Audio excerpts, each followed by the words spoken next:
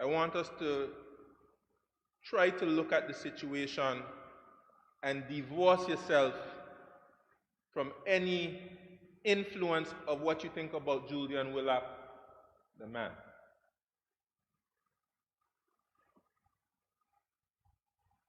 What your particular view is has nothing to do with him as a personality.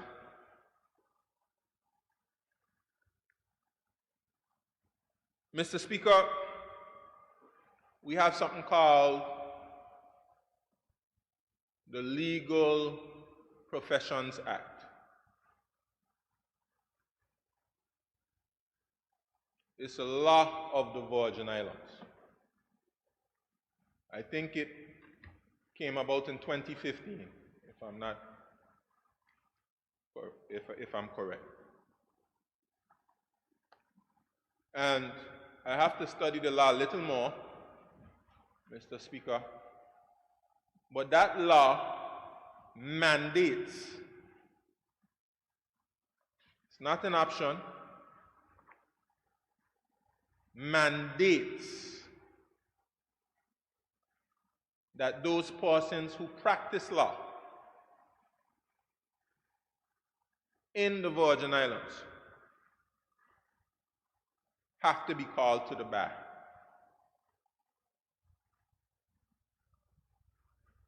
Anybody could raise on a point of information if that's not correct.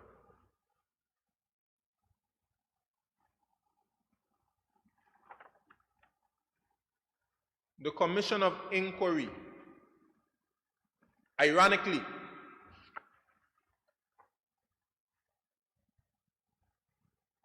the former governor, Augustus Jasper, commissioned an inquiry to look into things, among other things, like the potential for corruption, abuse of office, etc., in the terms and reference of the commission. Ironically, they are looking into matters such as breaches of laws.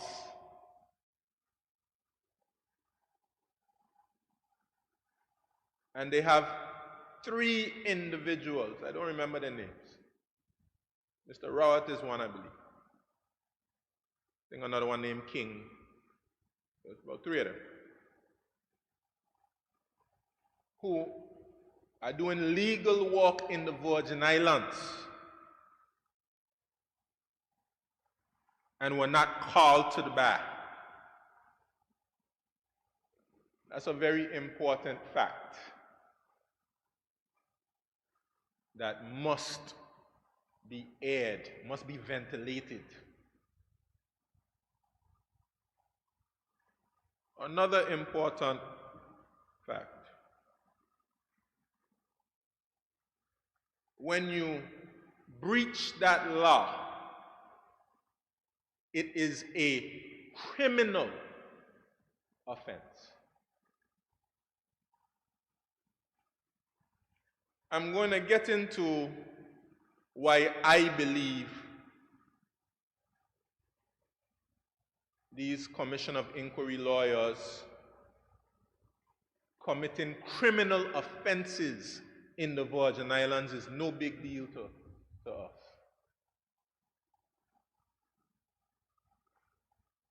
I don't think the opposition, I wasn't here the whole time, I don't think the opposition mentioned it, but if they did, I apologize.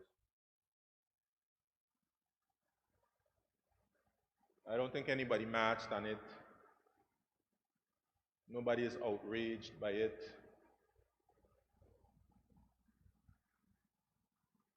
And my conscience, remember I'm debating my conscience now.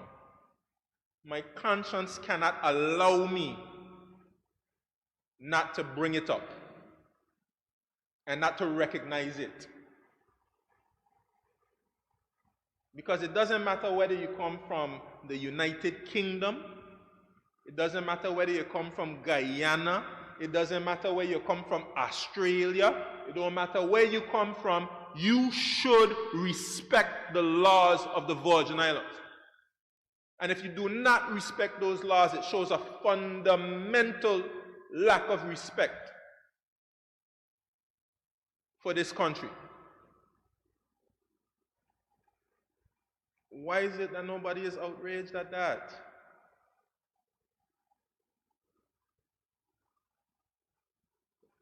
Why is it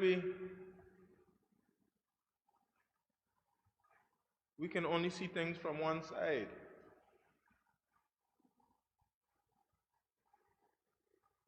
I want somebody to examine it for me and tell me why it's no big deal for us. What the speaker did is not a criminal offense.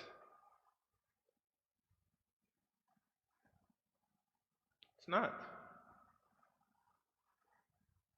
These three lawyers committed a criminal offense. I challenge anyone to tell me different.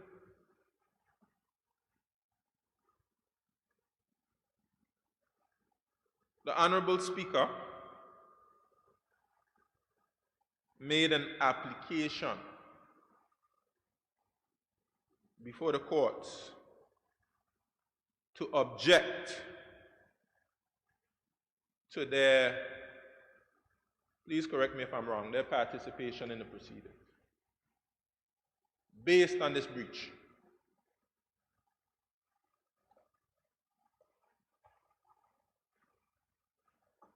And after filed an injunction to stop them from being a part of the proceedings until the case was heard. If I get anything wrong, somebody will correct me. So, but even if the speaker erred,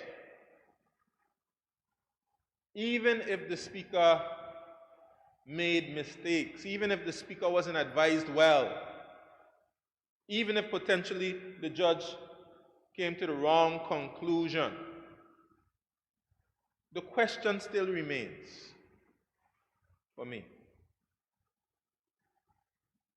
Did these lawyers err?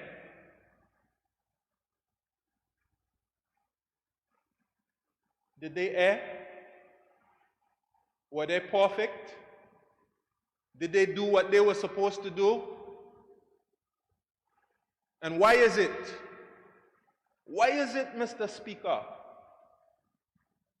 that we refuse to see they're wrong, but we can very clearly see the speaker's wrong and say, crucify him. Crucify him.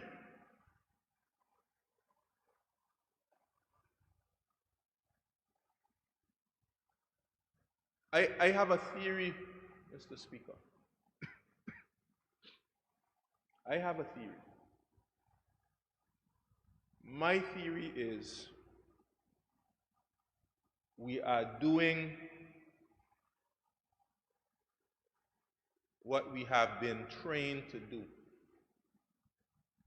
over the course of 500 plus years. And that's a hard conclusion for some people to swallow and accept. Mr. Speaker, one member spoke about courage.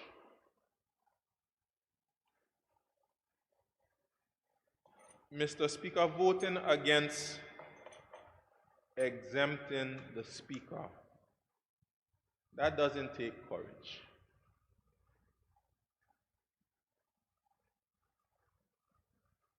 Mr. Speaker, out there hot, I get in texts left and right. The easy thing to do would say, boy, Speaker, you on your own. Say, show courage. The easy thing to do would be say, boy, I ain't in that with you. I know those guys wrong, but guess what? You on your own. That's the easy thing to do. Mr. Speaker,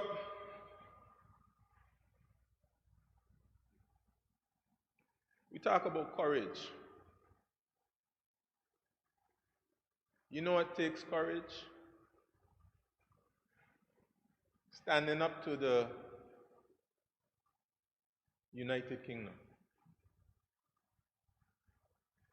Standing up to this commissioner inquiry.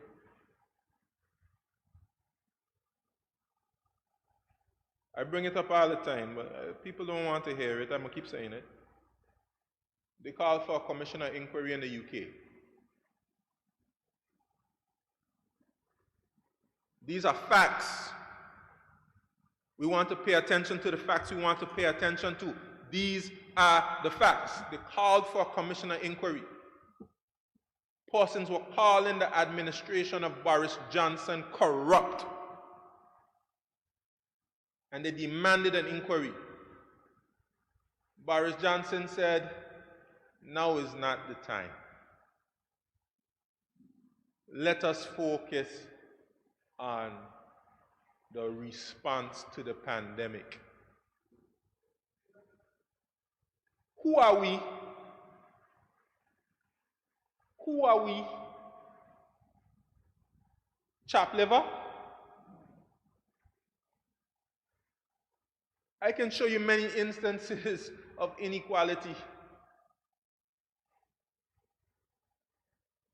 So it's not the right time for an inquiry in England. But in the Virgin Islands, it's the right time. Why? Because you enslaved us, and you are our administering power, which is a nice way of saying our colonizer.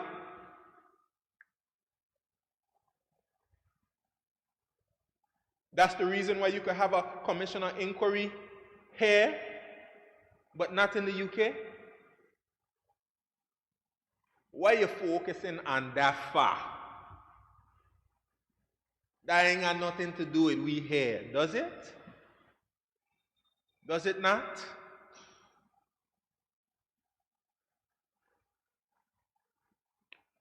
Mr. Speaker,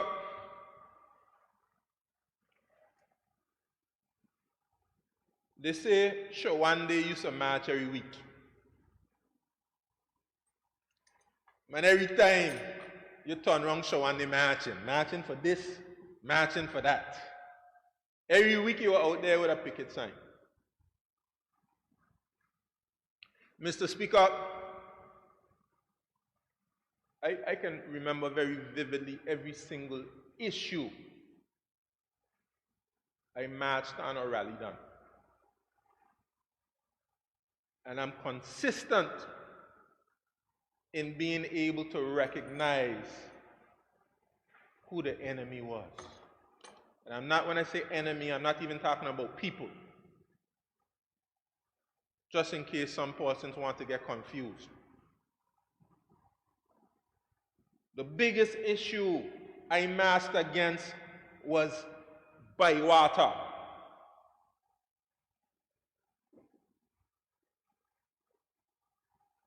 I marched against Bywater.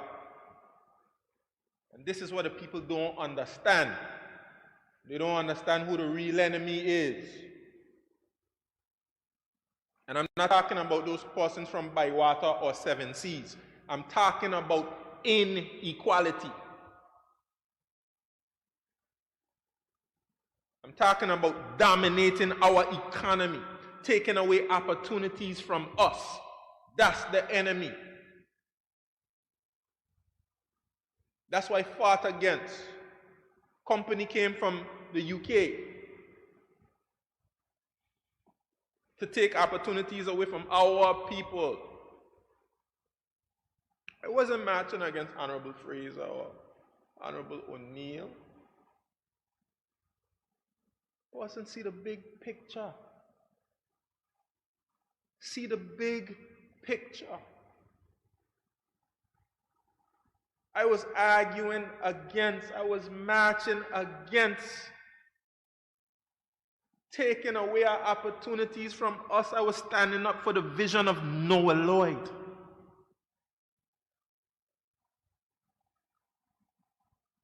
Same thing. when they came with the beef island development. I was rallying. We never had a match for that one. We had a rally in the park. This is before we call it Noah Lloyd Park, or just Palm Grove Park at that time. People like myself and the late great Washasha X. People like Noni Judges and those type of persons. We rallied against this beef island thing, first of all because we wanted to protect our environment. They were going to destroy Hans Creek. They had about a 10-acre salt pond they were going to dig out there and create some kind of marina island.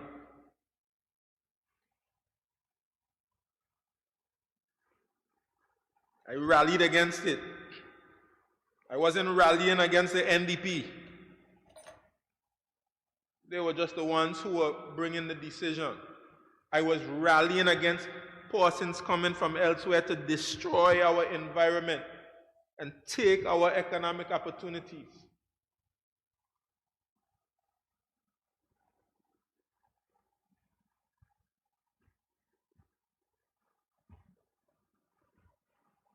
So every week he marching.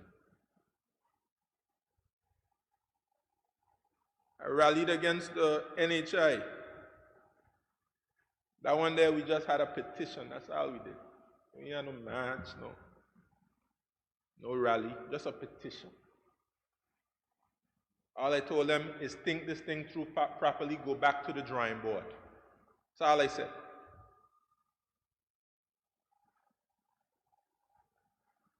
Members of the opposition telling us, you're taking too long fixing this thing. And when I was telling them, go back to the drawing board, don't rush the brush, go back to the drawing board on it, they say we're moving forward. Okay, we're moving forward. I have a big problem on our hands with the NHI.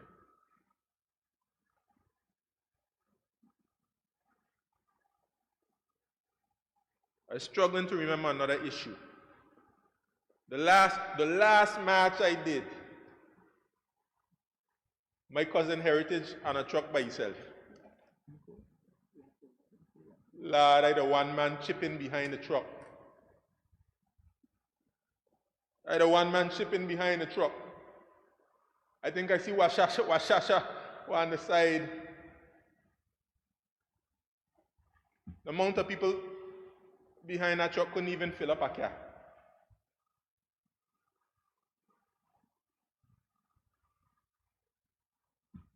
I think Heritage had a match against everything. Matching against everything. I love my cousin. Lord, he gave me some blows on the radio. I love my cousin. I love my cousin. So they say, boy, sure one day he marching again. He used to march every week, but he ain't marching again. Because we don't know who the enemy is. And we don't know what the fight is we're in. So one day don't march. So one day go to the United Nations in New York.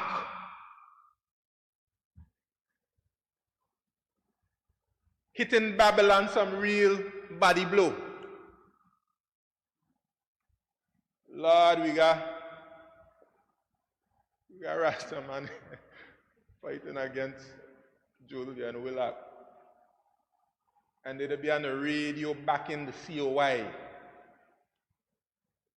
How Rasta man get to support the COI? A law passed from 1880. Just a few years removed from slavery. Don't give you the opportunity to even cross-examine.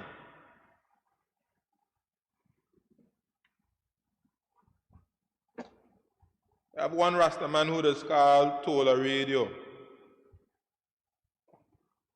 Now he speak with clarity. Heritage call him the premier. He speak with clarity. He see very clearly what the COI is all about.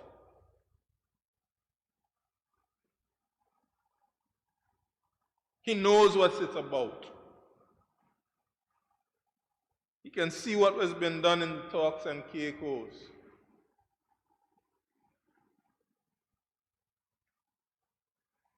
We don't know what the fight is. We don't know what the battle is.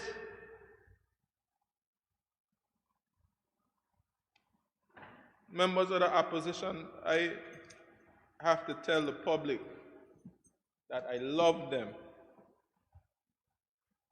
I love my cousin. I love my classmate. And I wish we could agree more. I understand they have a responsibility.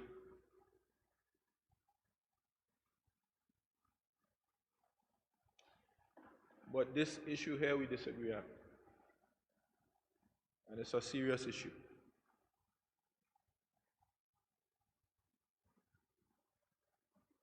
The COI has come and their portions. I can't talk about the commissioner, but I know there are persons who want to use this COI to take away the BVI from us. It's not out of the realm of possibility because that's what happened in the talks in Caicos Islands. And it's nothing that the British wouldn't do.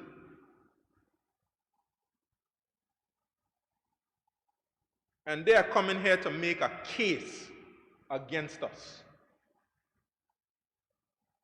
And the best thing that we can do as Virgin Islanders is endorse every conclusion they're trying to prove.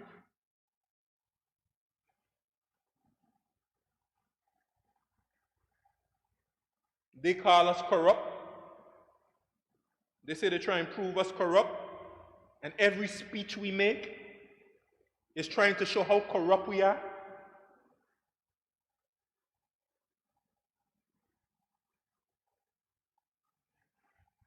Boy, we outraged on a lot of things. I'm not saying we can't be outraged on cartoons and stuff. I think you can be outraged on those things. Those things are outrageous. But why is it we not outraged when the former governor come here and say we have officials who are drug dealing? The former foreign secretary paint a picture of us as like a corrupt den of thieves. They run all kind of stories on us.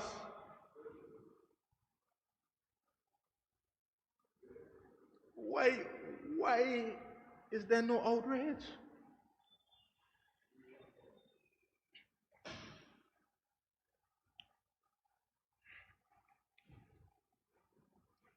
The COI skillfully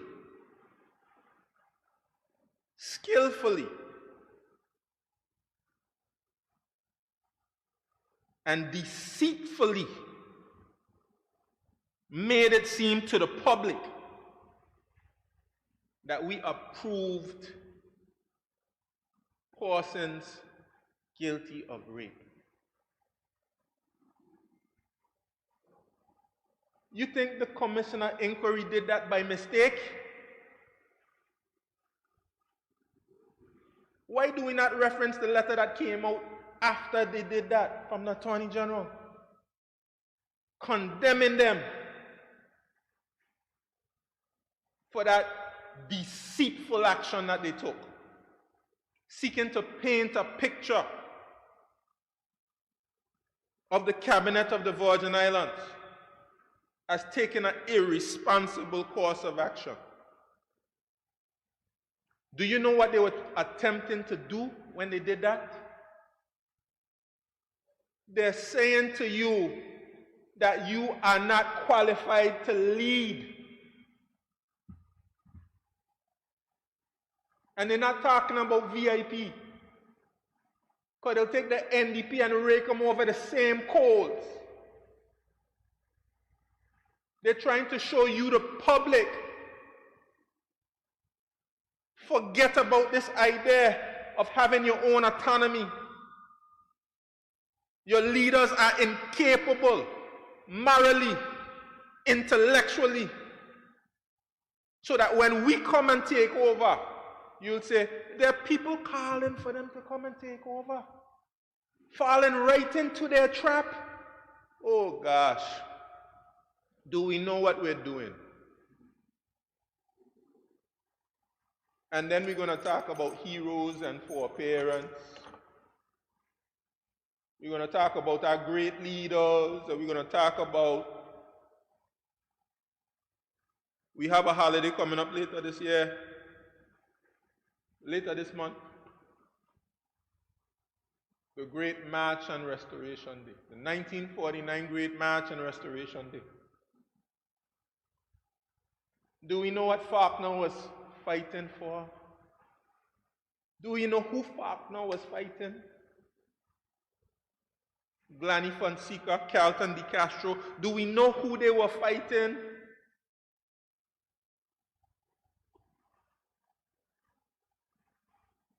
They were fighting the same British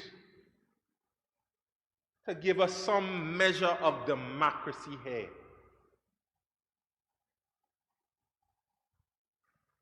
I believe 1950 must have been the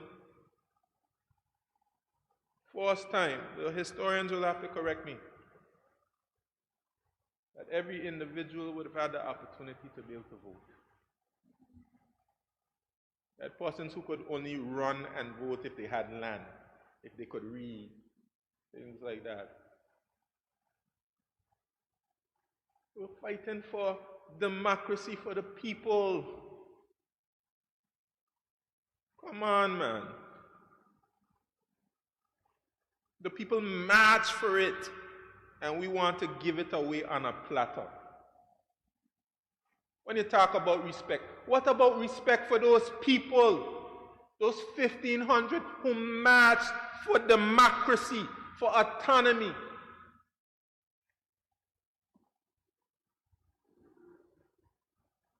What about those people, Mr. Speaker?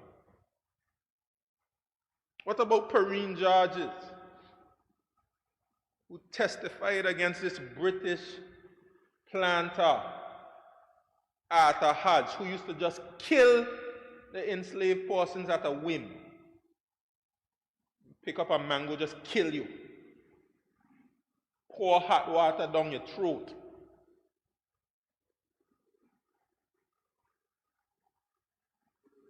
We don't feel badly when we go seek to give it away, what they fought hard for. We had Josiah's Bay Rebellion. We had cattle tax riots. In every case, Mr. Speaker,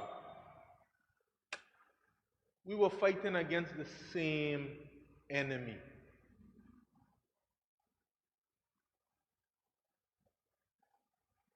Mr. Speaker, I could even look at Noah Lloyd. Who do you think Noah Lloyd was fighting against? You think Noah Lloyd was fighting against late great Lavity Stout or back in 1968? No, he was fighting against British developer Bates, Ken Bates. And he was fighting against, again, taking away our economic opportunities from us. Look at Wickhamski today. That put us on a path, on a trajectory towards the economic independence and prosperity we enjoy today. That positive action movement was us moving. It changed our destiny.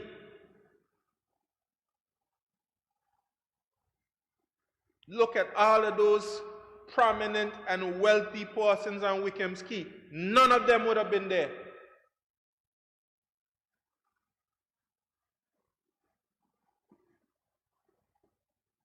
Noah Lloyd fighting against British developer Ken Bates. You think Annie Guardian would have had a piece of land to fight over? Not for Norloy. The entire island of Antigua gone. Think about that when you go over there for the Lobster Fest. We should have a statue of Norloyd and the Positive Action Movement in Antigua. Let's work on that. Mr. Speaker, we tend not to see the big picture because we're too busy fighting each other. We're fighting for power. And it's a dangerous game. Mr. Speaker, I'm quite naive, innocent. I would just envision politics to be fighting it out on the different views on the issues.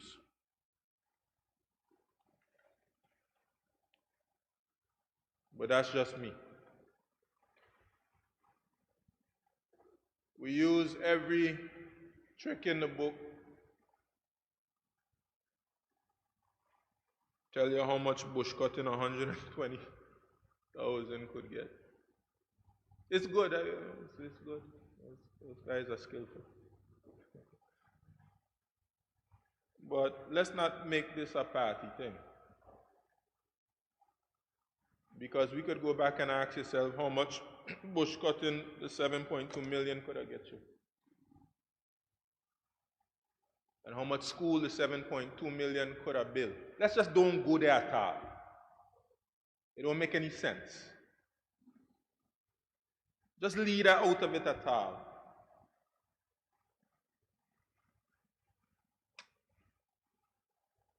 Mr. Speaker, I don't know why politics has to be in the way that it is. Mr. Speaker, there's some persons who say, if you vote for this, if you vote for that, I'm not going to vote for you next election. I want to make something clear to everybody. My desire to serve the people has nothing to do with any kind of benefits that you think I might have. And if you really ask yourself, Mr. Speaker, if you really examine it, it's really a sacrifice. It's a sacrifice. Honorable Speaker, Deputy Speaker sitting on the thing is a heavy sacrifice. It's a heavy sacrifice. The only reason you do it. Mr. Speaker, I had a conversation with some bus drivers. Lord, we got to help the bus drivers, Minister of Finance. These bus drivers told me there's absolutely no economic benefit to picking up the school children. We ain't making not a piece, a drop of money doing it. The only reason you do it is national service.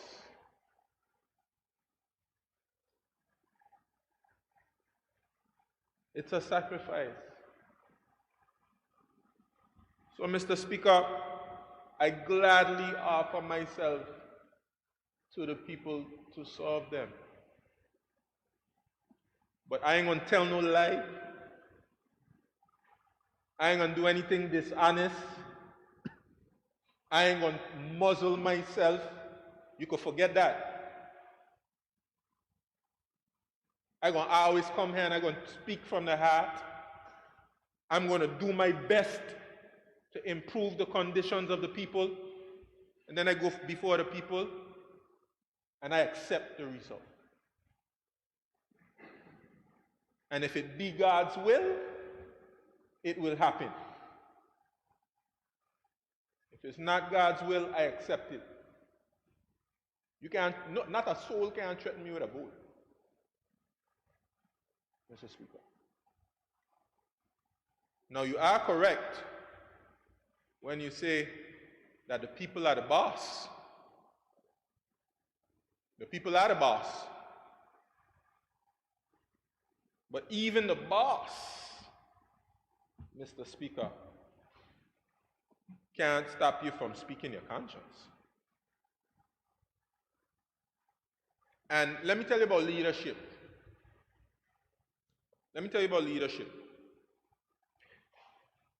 There's some supposed leadership that follows public opinion and panders to public opinion. And there's leadership that helps to shape public opinion. That's real leadership. Martin Luther King. You think everybody agreed with Martin Luther King when he started out? But he was such a leader, so courageous, so persuasive, so principled, that he brought people along with him. I'm not the type of leader to pander. I stand on a principle. I have healthy dialogue.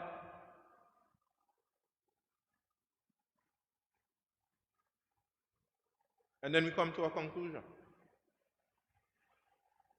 And I know, Mr. Speaker, you cannot come to the right conclusion without having the right information. And if you have come to a conclusion without the right information, you cannot, that conclusion may not be right.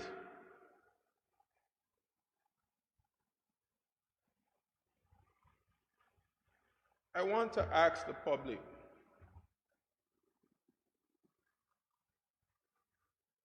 if the governor, John Rankin, His Excellency, I wonder if the public knows that he has the power under Section 103 to just go into the consolidated fund and take up money. Honorable Premier, you know if the people know that? Have they been educated about that? That's a question I have. John Duncan used it, former governor. He used his powers to take money out of the treasury. Now, I heard in the commissioner inquiry, the governor say he needs a lawyer. A good question to ask is, who's going to pay for those lawyers? Who's going to pay for the governor's legal fees? These same commissioner inquiry lawyers, if they have to go and defend themselves before the court, who will pay? And if the governor uses his powers in 103 to pay for those lawyers, will there be one person who matches?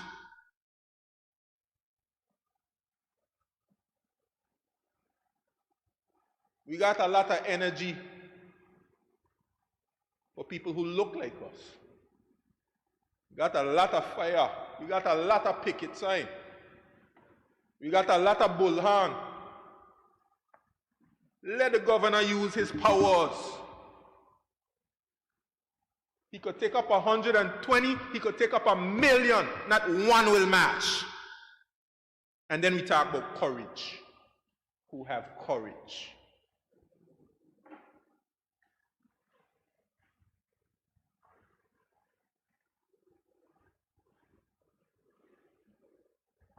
Mr. Speaker, don't tell me about courage. I had a police officer aiming a rifle at my head more than once. Don't tell me about courage. Don't tell me about courage. One time I went to Africa. Certain part of the trip I can't disclose. But I had a soldier. This is in Guinea, Conakry. Speaking French, I couldn't understand a word he was saying. Waving a machine gun in my face.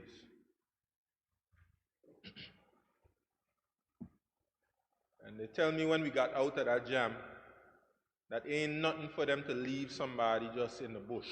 You never hear from them again. Don't tell me about courage.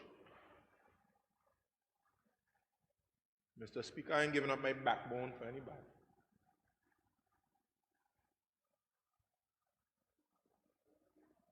So we could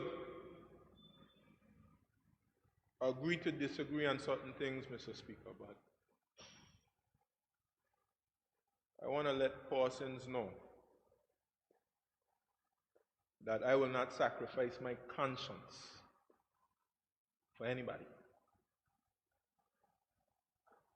And I say to you, without a shadow of a doubt, that there is an injustice taking place in this country. There's an inequality taking place in this country right now. There are persons who are blind to who the real enemy is right now. I will say it yet again. Let us not allow the age-old tactic of divide and rule to destroy the Virgin Islands and allow them to take it from us yet again. Let's draw on the spirits of our ancestors, their example, their courage, and let's fight for a better Virgin Islands. Mr. Speaker, I thank you.